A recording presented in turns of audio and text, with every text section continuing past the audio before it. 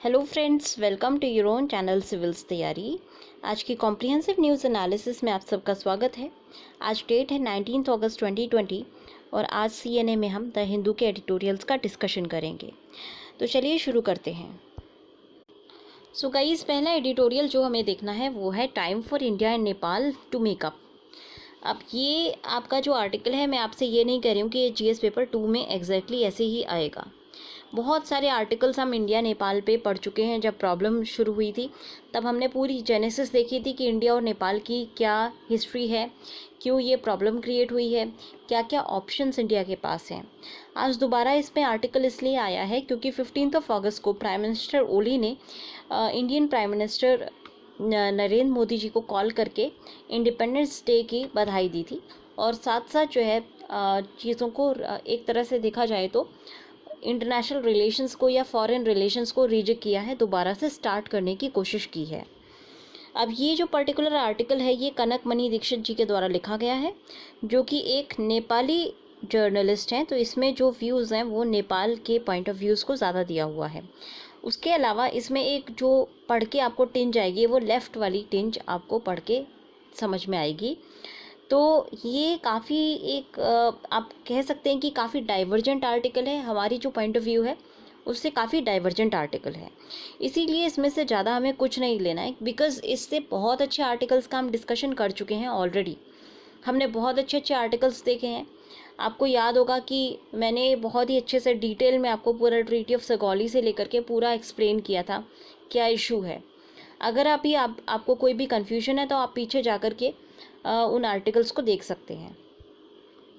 अब अगर हम बात करें इंडियन और नेपाली डिस्प्यूट के बारे में, तो कुछ आपसे जैसे पूछा जाए क्या क्या डिस्प्यूटेड एरियाज़ हैं, किस किस वजह से डिस्प्यूट्स हो रही है। पहला जो डिस्प्यूट का कारण है वो आपका पॉलिटिकल कारण है, जहाँ पर ओली जी जो है बहुत उनका जो बोल रहे हैं, उनकी जो बयानबाजी है, जैसे कि उन्होंने अयोध्या को लेकर के बयान दिया था, उनके जो बाकी के जो भी बयान थे वो काफ़ी जो है डाइवर्जेंट हैं इंडियन बयानों से और काफ़ी इनसेंसिटिव भी उन्होंने किया था। तो ये हो गया हमारा पॉलिटिकल कारण। दूसरा हमारा जो है ये आप कह सकते हैं कि आपका जो एक इन्होंने इशू रैंप अप किया है वो आपका टेरिटोरियल है। अब टेरिटोरियल क्यों बन गया ये इशू? देखिए, जो अभी ओली जी की गवर्नमेंट ने और साथ साथ बाकी ऑपोजिशन ने, टोटल नेपाल की गवर्नमेंट ने क्या किया है कि इंडिया के 3 एरियाज़ को अपनी पार्ट में, अपने जो मैप है उसमें दिखाया है, जिसमें लिम्पी धुरा आएगा, लिम्पिया धुरा, फिर आपका जो है लिपू लेक और तीसरा आपका काला पानी।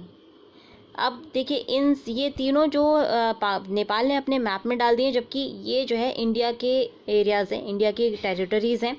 तो इसलिए एक टेरिटोरियल डिस्प्यूट अब जो है क्रिएट किया गया है, साथ साथ एक कार्टोग्राफिक एग्रेशन जो है किया गया है नेपाल की तरफ से। हालांकि इसमें बहुत जस्टिफिकेशन करने की कोशिश की गई है, तो इसीलिए मैं आपसे कह रही हूँ कि इसको पढ़ने की ज़रूरत नहीं है। कहाँ से हमें पढ़ना है वो मैं आपको बता दूँगी। और इसमें पूरा जस्टिफाई करने की कोशिश की गई है किस तरह से नेपाल का क्लेम जो है जस्टिफाइड है।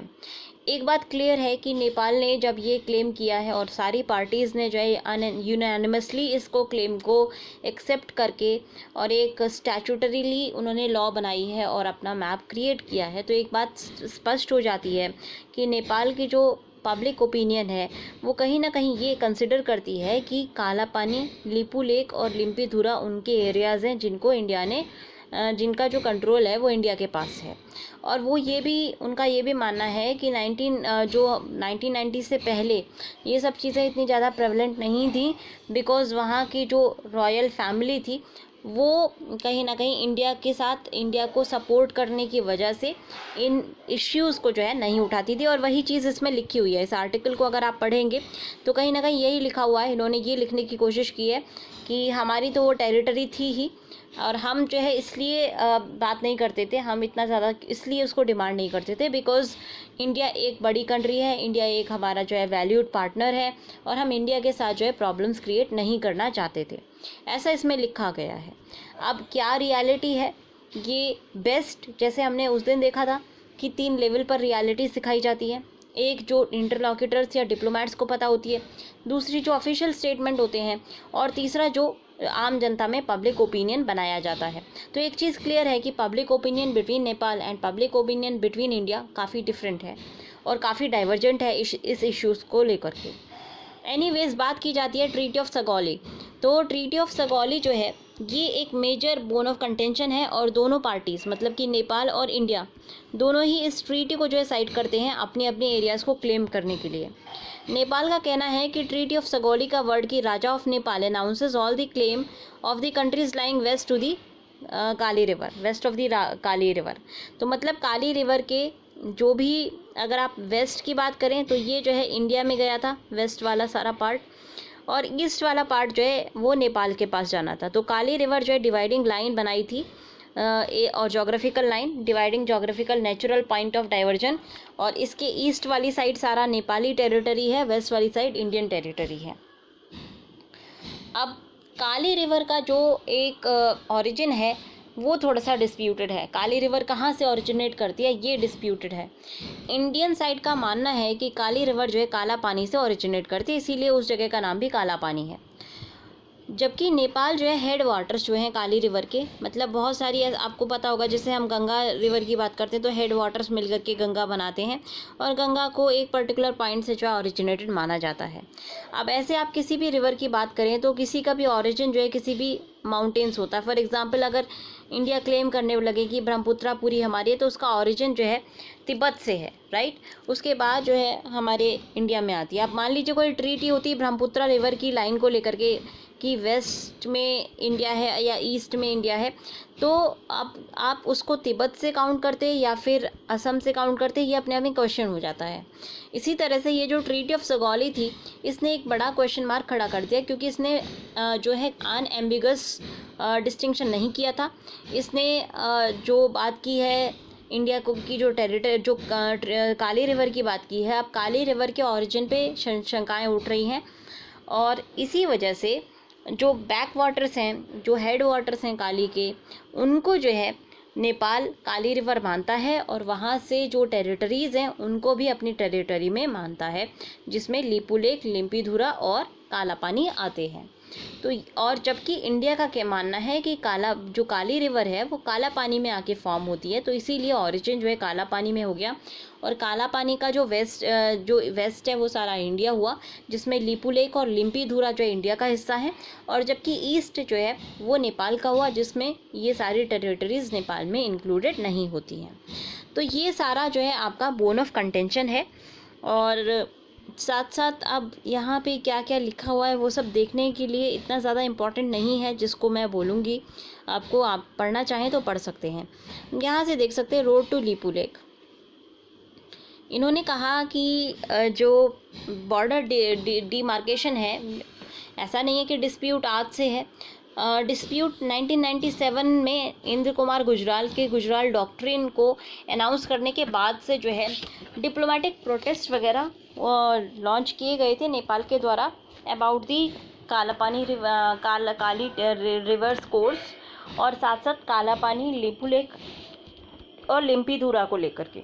उसके बाद क्योंकि नेपाल एक जो है ट्रस्टेड पार्टनर है, तो बहुत सारे फॉरेन डेलीगेशंस बैठे थे, और जहाँ पर मैप्स को एक्सचेंज करके और इसको बाइलेटरली इसको इश्यू को सॉल्व करने की कोशिश की गई थी।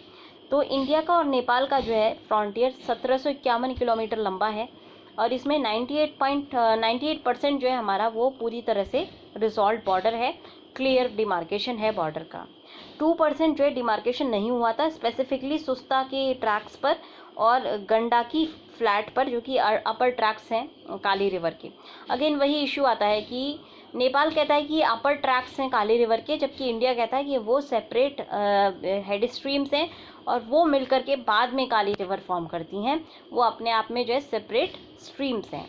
ठीक है, उनको जो है इंडिया एज अ ट्रिब्यूटरी मानता है काली की, जबकि उनको जो है नेपाल काली रिवर की ही स्ट्रीम मानता है। तो ये जो है प्रॉब्लम है जिस वजह से डिमार्केशन कंप्लीट नहीं हो पाया था, और ये जो एरियाज़ हैं वही हैं तीनों जो हमने डिस्कस किए हैं, लिम्पीधुरा, लिपुलेख और काला पानी।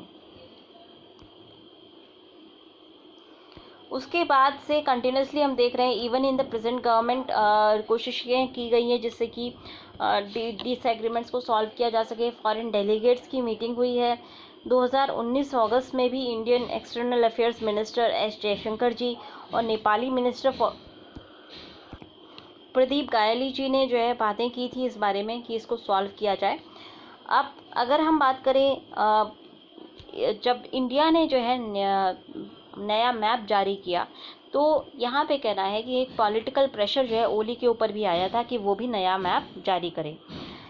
ओली जानते थे कि नया मैप रिलीज़ करने से जो है प्रॉब्लम्स इंडिया के साथ क्रिएट होंगी और इसीलिए नेपाल का जो पॉइंट ऑफ व्यू है उनका कहना है कि उन्होंने कोशिश की थी कि चीज़ों को रोका जाए और इंडिया से बात की जाए। उन्होंने जो है डिप्लोमेसी को करने की कोशिश की थी जबकि डिप्लोमेसी को चांस नहीं दिया गया इंडियन साइड के द्वारा, ऐसा नेपाल का कहना है। उसके साथ साथ इनका ये भी कहना है कि जब फाइनली लीपू लेक का जो एक ट्रैक था उसको जो हमारा एक आपने देखा होगा कि एक रोड जो है कॉन्क्रीटाइज किया गया है, लीपू लेक से होके गुजरता है ये रोड और ये पिलग्रिम्स के लिए कॉन्क्रीटाइज किया गया है। जब इसको इनॉग्रेट किया गया राजनाथ सिंह जी के द्वारा वाया वीडियो कॉन्फ्रेंस, तो जो है इससे बहुत ज़्यादा सेंटिमेंट्स जो है अप हुए थे नेपाल के अंदर। इसीलिए प्राइम मिनिस्टर ओली की जो पोजीशन थी वो काफ़ी जो है प्रॉब्लमेटिक हो गई थी और उन्होंने फिर जो है कॉन्स्टिट्यूशनल अमेंडमेंट किया जिससे कि नए मैप को सर्टिफाई किया जा सके। इसमें कहा गया है कि इंडियन डिप्लोमेट्स ने ये कोशिश की थी कि जो पार्लियामेंट में चीज़ें ना आए, अमेंडमेंट को अडॉप्ट ना किया जाए, बट काठमांडू ने मतलब कि नेपाल ने ऐसा इसलिए किया जिससे कि कार्टोग्राफिक पैरिटी आ सके इंडिया के साथ आगे फ्यूचर टॉक्स के लिए।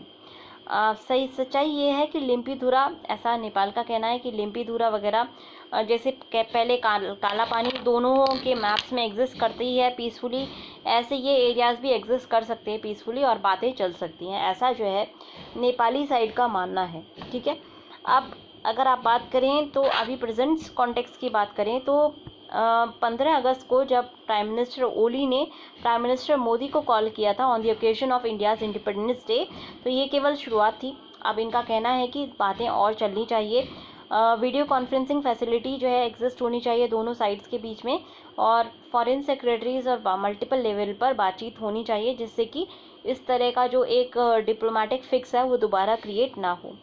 इनका ये भी कहना है कि हो सकता है कि अगर ऐसा डिले किया जाए, अगर बातचीत ना की जाए, चीज़ों को अभी रिजॉल्व ना किया जाए तो नेपाल सोशली और इकोनॉमिकली कल्चरली ये चीज़ें जो है नेपाल के लोगों को जो है हार्म करेंगी।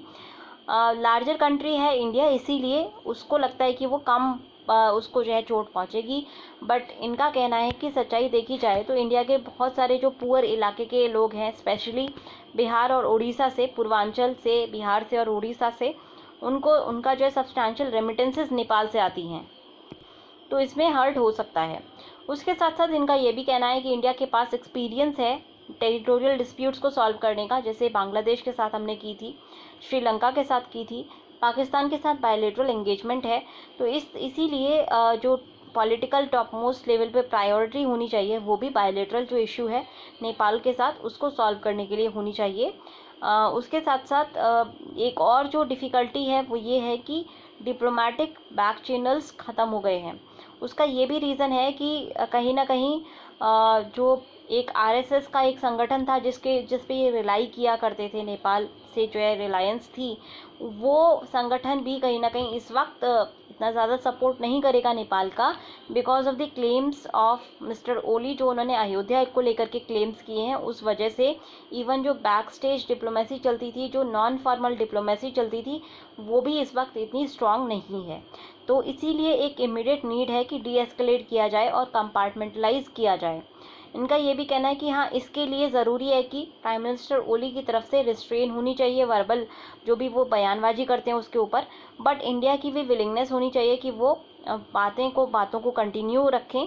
साथ साथ इंडिया का जो फॉरेन ऑफिस है उसको भी जो है यहाँ से डिप्लोमेटिक चैनल्स बनाने होंगे इस क्राइसिस से डील आउट करने के लिए। फिर इनका कहना है कि प्राइम मिनिस्टर ओली ने टोन सेट कर दी है, नेगोशिएटिंग टीम्स को जो है अब मीट करना चाहिए, अपने आर्काइवल पेपर्स ला करके, ट्रीटीज़ और एग्रीमेंट्स को लेकर के बैठना चाहिए, एडमिनिस्ट्रेटिव रिकॉर्ड्स लेकर आने चाहिए जिससे कि वो अपने एरिया को, अपने क्लेम्स को सब्सटैंशिएट कर सकें, और कम्युनिकेशंस, मैप्स और ड्राइंग्स लेकर के जो है ये जो कार्टोग्राफिक एग्रेशन है या जो भी कार्टोग्राफिक डिस्प्यूट है उसको सॉल्व कर सकें, और फाइनली जो बॉर्डर है उसको सेट कर सकें। इनका कहना है कि प्रेजुडिस नहीं कर रहा हूँ मैं आउटकम को, बट अगर लिम्पीधुरा जो है नेपाल के पोजीशन में आता है तो नेपाल को ये एरिया जो है zone of peace and pilgrimage जो है डिक्लेयर करना चाहिए। लार्जर एरिया जो है वो डीमिलिटराइज करना चाहिए, जो काला पानी के आसपास जो है उसको डीमिलिटराइज करने की बात कर रहे हैं ये, और कैलाश मानसरोवर का जो रूट है उसको ओपन रखना चाहिए पिलग्रिम्स के लिए।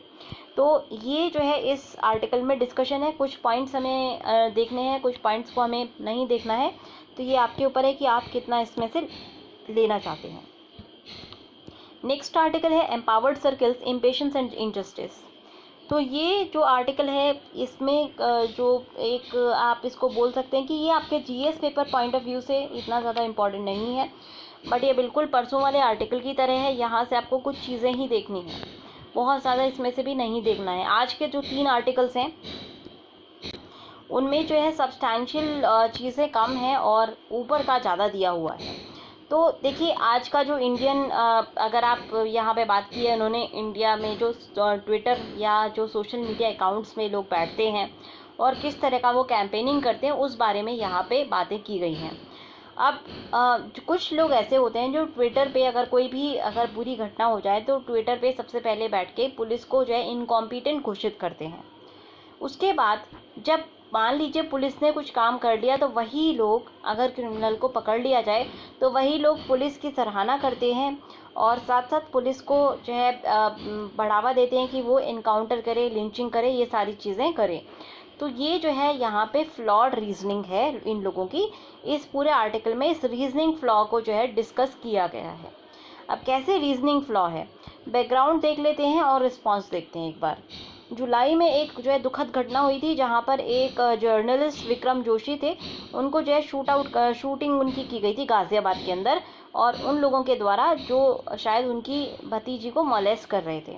इस मॉलेस्टेशन की जो शिकायत है वो लोकल पुलिस में भी की गई थी और पुलिस ने जो है इस शिकायत को इग्नोर कर दिया था, और जिसके बाद जो है इस चार्ज को जैसे ही मॉलेस्टर्स को पता चला था तो उन्होंने इसी वजह से उनको गोली मारी थी।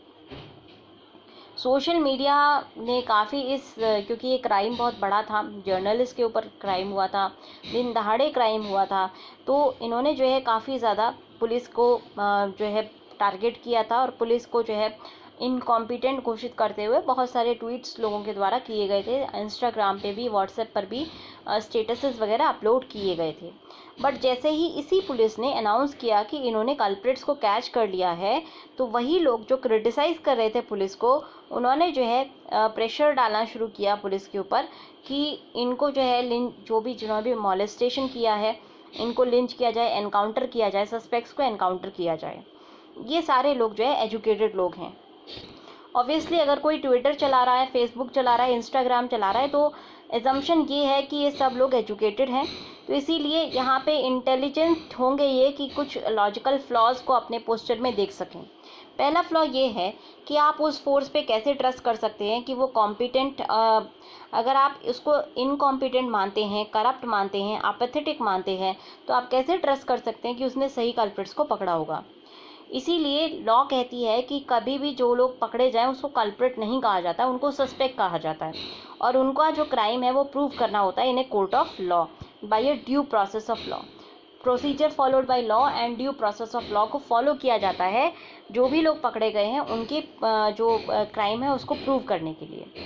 तो यहाँ पे जो राइटर का कहना है कि ये किसी भी इंस्टीट्यूशन के अंदर कंप्लीट ट्रस्ट नहीं प्लेस करते, और उसके साथ साथ ज़्यादातर उनका कहना है कि जो लोग पूरा ट्रस्ट प्लेस करते हैं इंस्टीट्यूशन में वही जो है फासिस्ट कहलाते हैं। फॉर एग्ज़ाम्पल ऐसे सिस्टम को जो है बर्थ देते हैं जो फासिज्म कर सकता है। फॉर एग्ज़ाम्पल लेफ़्ट विंग में स्टालिन की बात करें, स्टालिन का फासिस्ट सिस्टम, या फिर राइट विंग में हिटलर का फासिस्ट सिस्टम। तो लॉजिक, उन लोगों का जो लॉजिक है, जो लोग मिसट्रस्ट करते हैं और जिनके पास मिसट्रस्ट करने का अच्छा रीज़न है, वो ये है कि इंस्टीट्यूशन जिसके पास पावर हो वो क्या घूम करके सॉल्यूशंस को एक्सेप्ट करेगी, जो कि मतलब जब आप किसी भी इंस्टीट्यूशन की बात कर रहे हैं कि उस इंस्टीट्यूशन के पास बहुत ज़्यादा पावर है, तो क्या आप उसके ऊपर ट्रस्ट करेंगे कि वो करप्ट नहीं होगी या जो सॉल्यूशन वो पुट कर रही है वो पूरी तरह से सही है। अब देखिए, जैसे आप पुलिस को एक्यूज़ करते हैं कि वो अपना काम नहीं कर रहे और उसके बाद जो है उन सस्पेक्ट्स को लिंच करने के लिए रेडी हो जाते हैं, या फिर आप अगर पुलिस फोर्स जो है किसी का एनकाउंटर करती है तो आप जो है उसको चीयर आउट करते हैं, तो कहीं ना कहीं आप जो है आपकी जो रीजनिंग में फ्लॉ है, और साथ साथ आपने जो है किसी को भी, जिसकी भी एनकाउंटर हुआ है या जो भी लाइव्स गई हैं, उनको अपने आप को जो है प्रूव करने का मौका नहीं दिया है। तो कभी कभी ऐसा भी होता है कि पुलिस कभी कभी जो है गलत लोगों को पकड़ के अपना प्रेशर जो है डिसमाउंट करने के लिए और उनको सस्पेक्ट घोषित कर देती है।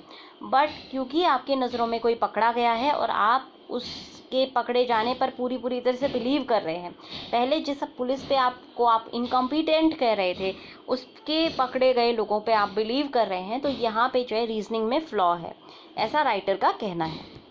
तो ऐसा क्यों होता है, क्यों हम इस तरह की जो है रीजनिंग फ्लॉ को लाते हैं? पहला रीज़न ये है कि हमारे अंदर इम्पेशंस है। दूसरा है कि सेल्फ राइटियसनेस है, मतलब जो हम कर रहे हैं वो ठीक है, जो पुलिस ने किया वो ठीक है, इंस्टीट्यूशन ने किया ठीक है, एज लॉन्ग एज हमारी आइडियोलॉजी के अकॉर्डिंग हो, जैसा हम एक्सपेक्ट करते हैं रिज़ल्ट को, जब तक वैसा रिज़ल्ट आता रहे तब तक हम उसको ठीक ही मानते हैं। और तीसरा है कि हम चीज़ों को जल्दी से जल्दी ख़त्म करना चाहते हैं। इस वजह से ये 3 रीज़न है जिस वजह से हमारी जो रीजनिंग है उसमें ये फ्लॉ देखा जाता है। ज़्यादातर जो ह्यूमन टेंडेंसीज़ हैं उसके अंदर इस तरह के जो है प्रॉब्लम्स देखी जाती हैं। अब अगर आप बात करें पेशेंस, फॉर एग्जांपल पेशेंस की अगर आप बात करें, तो पेशेंस एक ट्रेट है जो बहुत सारे कॉम्प्लेक्स ऑर्गेनिजम्स में होता है। फॉर एग्जांपल जब एक बिल्ली एक चूहे का वेट कर रही होती है कि वो अपने बिल से निकलेगा, तो वो कहीं ना कहीं पेशेंस को डिस्प्ले करती है। तो ऐसे में मान लीजिए 2 बिल्लियाँ इस तरह से जो है वेट कर रही हैं, अगर एक बिल्ली जो है गिव अप कर देती है दूसरी बिल्ली से पहले, तो उसको लोग जो है इम्पेशेंट बोलने लगते हैं। बट इम्पेशंस का एक ह्यूमन डायमेंशन भी है। फॉर एग्जांपल कुछ लाइफस्टाइल जो इम्पेशंस को ब्रीड करते हैं, जैसे कि जो एक आपका सिटी लाइफस्टाइल है वो इम्पेशंस को ब्रीड करता है, जबकि कुछ लाइफस्टाइल जो है पेशेंस को ब्रीड करते हैं। जैसे फार्मिंग जो एक लाइफस्टाइल है जहाँ पर चीज़ें बहुत स्लो होती हैं, 6 महीने के बाद जो है फसल पक के तैयार होती है, कभी कभी 2-2 साल लग जाते हैं। जैसे अगर आप ईख की खेती कर रहे हैं तो 2 साल लग जाते हैं, तो इसमें आपको पेशेंस चाहिए, और इसीलिए जो फार्मर्स होते हैं थोड़े पेशेंट लोग होते हैं। अगर कभी कभी उनको जो है डेरोगेटरी वर्ड स्लो भी कहा जाता है, बट बेसिकली वो पेशेंस होते हैं, क्योंकि उनकी जो वैल्यू सिस्टम है वो उनके लाइफस्टाइल से जनरेट हुआ है। इसी तरह से अगर आप बात करें सिटी लाइफ की, तो वहाँ पर न्यू लिबरलिज्म और शॉर्ट टर्म प्रॉफिट्स की वजह से एक ब्रीड, मतलब एक क्लास जनरेट हुई है जो कि काफ़ी इम्पेशेंट है, और उसके लाइफस्टाइल क्लासिकल इंडस्ट्रियल लाइफस्टाइल से काफ़ी ज़्यादा इम्पेशेंट वाले हैं। इसी तरह से गेटिंग ऑन विद इट का जो एस्पेक्ट है वो भी हमारा लाइफस्टाइल एस्पेक्ट है। जितनी हमारी भागदौड़ की ज़िंदगी हो रही है उतना ज़्यादा हम जो है चीज़ों से मूव ऑन कर जाते हैं, हम रिलेशनशिप्स को लेकर के बहुत जल्दी मूव ऑन कर जाते हैं। इसीलिए हम कहीं ना कहीं अपने एज पेरेंट्स को अबैंडन कर देते हैं, मतलब कि यंग पॉपुलेशन क्या है, अपने पेरेंट्स को अबैंडन कर देती है, बिकॉज वो गेटिंग अवे विद इट, मतलब मूव ऑन करने का उनका जो लाइफस्टाइल है, उस वजह से ये कहीं ना कहीं इसमें जो है समस्याएं वर्ल्ड नेशन में भी आ रही हैं। फिर एक और जो प्रॉब्लम है जिस वजह से गेटिंग अवे हम जल्दी कर देते हैं वो है हमारा attention deficit. Attention life span जो है यंग लोगों का वो काफ़ी कम है, इसीलिए कहीं ना कहीं ये जो है हमारे लिए जो लॉजिकल फ्लॉज हैं उनको क्रिएट करता है। एक और जो प्रॉब्लम है वो सेल्फ राइटियसनेस की टेंडेंसी है, जो कि ज़्यादातर ह्यूमन बींग्स में पाई जाती है, बट प्रेजेंट जनरेशन में जो हमारी जो यंग जनरेशन है उसके अंदर सबसे ज़्यादा पाई जाती है। और ये सारी चीज़ें हैं जो कि कॉम्प्लेक्सिटी को क्रिएट करती हैं, जो कि इस तरह के फ्लॉज को क्रिएट करती हैं। तो इसीलिए जब हम एक लेजिटिमेटली क्रिटिसाइज़ कर रहे हैं पुलिस फोर्स को और उस करप्शन के लिए, इनकॉम्पिटेंस के लिए, बट हम चाहते हैं कि यही पुलिस सस्पेक्ट्स का इनकाउंटर करे, और तो हम जो है जस्टिस से मोटिवेटेड नहीं हैं। हम लोग जो है ख़त्म करना चाहते हैं चीज़ों को, और अपनी कंफर्टेबल जोन्स में जाना चाहते हैं। हम सिर्फ एक जो है डिजिटल वॉरियर्स बन के दिखाते हैं, जबकि हम रियल लाइफ में कुछ भी इस तरह का हमारे रियल मोटिवेशंस नहीं होते कि जस्टिस मिले। यहाँ पे जस्टिस वाली तो बात ही नहीं है। ये सिर्फ बात होती है कि जो भी मुद्दा है उस पर हमने थोड़ा सा जो है फॉल्स एग्रेशन दिखा दिया और मुद्दे को जो है ख़त्म होने के साथ साथ हमें नया मुद्दा मिल जाए, जिससे कि हमारा अटेंशन जो है छोटे छोटे मुद्दों में लगा रहे। इसीलिए जब कोई मुद्दा, कोई भी इशू जो है लंबा खिंचता है तो हमारी जो पेशेंस है यहाँ से लूज आउट होने लगती है। नेक्स्ट आर्टिकल आपको देखना है ट्रबल्ड वाटर्स। तो आपने सुना होगा कि यूरोपियन यूनियन और टर्की के बीच में प्रॉब्लम्स क्रिएट हो रही हैं। स्पेसिफिकली ग्रीस और टर्की के बीच में जो है प्रॉब्लम्स क्रिएट हो रही हैं मेडिटेरेनियन सी में, जिस वजह से कॉन्फ्लिक्ट्स वहाँ पर बढ़ सकती हैं। टेंशन्स हुई थी जब स्पेशली ईस्टर्न मेडिटेरेनियन में पिछले हफ्ते से, जब टर्की ने अपना एक एक्सप्लोरेशन वेसल और नेवी फ्लीट के साथ भेजा था डिस्प्यूटेड वाटर्स में। उसके रिस्पांस में फ्रांस ने जो है अपने रफाल के जेट्स जो है भेजे थे, वॉरशिप्स भी भेजे थे ग्रीस के लिए, ग्रीस को सपोर्ट करने के लिए।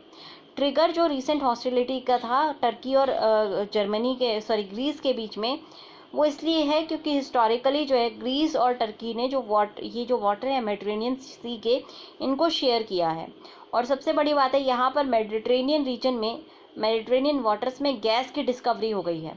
तो अब ईयू का ये प्लान है कि गैस को जो है मेनलैंड तक ट्रांसपोर्ट करेंगे, जिससे कि ईयू की जो डिपेंडेंसी है वो रशिया के ऊपर कम हो जाए। और इसी वजह से इस रीजन का जो जियोपॉलिटिकल प्रोफाइल है वो बढ़ गया है और ये अब एक थिएटर ऑफ वॉर के रूप में इमर्ज होता हुआ नज़र आ रहा है। टर्की और ग्रीस के जो क्लेम्स हैं वो काफ़ी ओवरलैपिंग हैं। ईयू के मेंबर्स और उनके जो एलाइज हैं वेस्ट एशिया के और नॉर्थ अफ्रीका के, उनका प्लान है, उन्होंने प्लान्स भी बना लिए हैं कि एक गैस पाइपलाइन को जो है मेडिटेरेनियन से यूरोपियन मेनलैंड तक बनाया जाएगा। और इस सब प्लान में टर्की को जो है अलग रखा गया है, जिस वजह से टर्की कहीं ना कहीं अपने आप में गुस्सा महसूस करता है। पहले जो है इसी साल के शुरुआत में अराउंड जनवरी फरवरी आपने सुना होगा कि ईस्ट मेड गैस फोरम, जो कि फॉर्म किया गया था Cyprus, Egypt, Greece, Israel, Italy, Jordan और पैलेस्टीन के द्वारा। और इसमें भी आपने देखिए कि टर्की को जो है एक्सक्लूड किया गया है।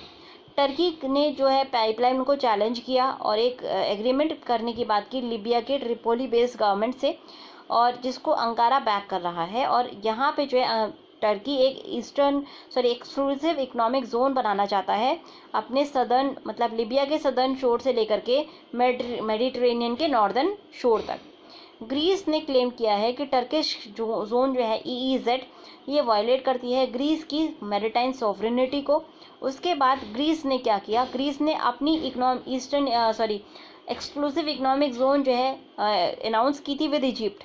तो एक तरफ टर्की लिबिया के साथ मिलके EEZ क्रिएट करा, एक लंबा एरिया, और उसके काउंटर में जो है ग्रीस जो है एक EEZ को क्रिएट किया। और ये जो है इन्होंने क्रिएट किया अलॉन्ग विद हमने देखा था इजिप्ट।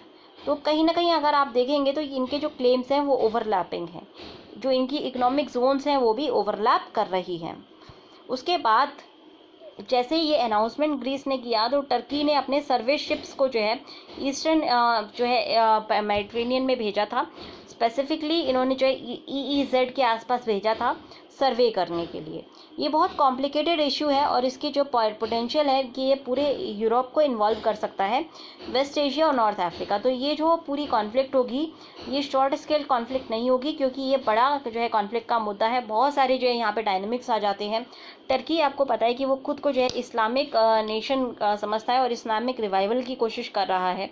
दूसरी ओर अगर आप ग्रीस की बात करें तो ग्रीस को यूरोपियन यूनियन का सपोर्ट है।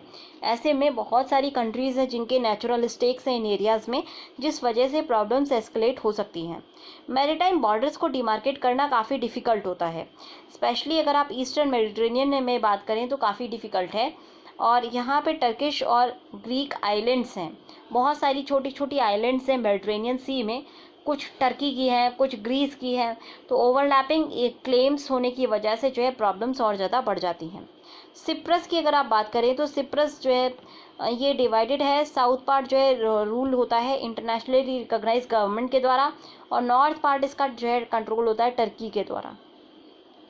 टर्की के जो सर्विस शिप्स के प्लान थे उन्होंने एक्सप्लोरेशन किया है एक्टिविटीज़ का ग्रीस की क्रीट आइलैंड के आसपास, जो कि just Turkish Libya economic zone के बाहर लाई करती है। ग्रीस और सिप्रस ने इसको वायलेशन कहा है अपनी सॉवरेनिटी का, और देखा जाए तो एक तरह से है भी। और फ्रांस और यूरोपियन यूनियन जो सबसे पावरफुल मिलिट्री फोर्स है इस रीजन की, उन्होंने अपना वेट ग्रीस और सिप्रस के पास डाला है, मतलब कि वो ग्रीस और सिप्रस के साथ हैं। अब एक अलायंस इमर्ज होती हुई नज़र आ रही है, जहाँ पर एक तरफ ग्रीस, सिप्रस, इटली, फ्रांस हैं, और जिनको बैक किया जा रहा है इजिप्ट, इसराइल और यूएई के द्वारा। टर्की ऑलमोस्ट आइसोलेटेड है, बट की जो पावर है उसकी मेडिटेरेनियन है, और इसके लिए यूरोपियन यूनियन को इसी वजह से काफ़ी कॉशियसली जो है डील करना पड़ रहा है टर्की से। अगर यूरोपियन यूनियन चाहता है कि वो गैस को ट्रांसपोर्ट करे कोस्ट ऑफ इसराइल से यूरोप तक वाया सिप्रस एंड इटली, तो एक ओपन कॉन्फ्लिक्ट जो है टर्की के साथ वो इसे हेल्प नहीं करेगा। सबके इंटरेस्ट में ये है कि टेंशन्स को थोड़ा कम किया जाए, डिप्लोमेटिक और म्यूचुअली एक्सेप्टेबल सॉल्यूशंस खोजा जाए। टर्की को एक्सक्लूड करना वो अनवाइज होगा, क्योंकि टर्की एक बहुत बड़ी कंट्री है मेडिटेरेनियन रीजन में, तो टर्की को तो आप एक्सक्लूड कर ही नहीं सकते। अगर आप कर रहे हैं एक्सक्लूड, तो आप कोई भी काम करेंगे उसमें टर्की अड़ंगा डालेगा ही डालेगा। इसीलिए रिसर्जेंट टर्की को जो है इतना तो अलाउ नहीं करना चाहिए कि वो स्मॉल पावर्स को बुली कर सके, बट अगेन उसको जो है इन्वॉल्व करना है स्ट्रैटेजिक इश्यूज़ पर इम्पॉर्टेंट है। और इसीलिए ईयू को जो है एक बैलेंस क्रिएट करना होगा दोनों साइड्स के बीच में, जिससे कि टेंशन्स जो है बहुत ज़्यादा आउट ऑफ हैंड रन ना हो। तो आज के डिस्कशन में इतना ही। अगर आपको पसंद आया हो तो लाइक करना ना भूलें। Thanks a lot and have a very good day.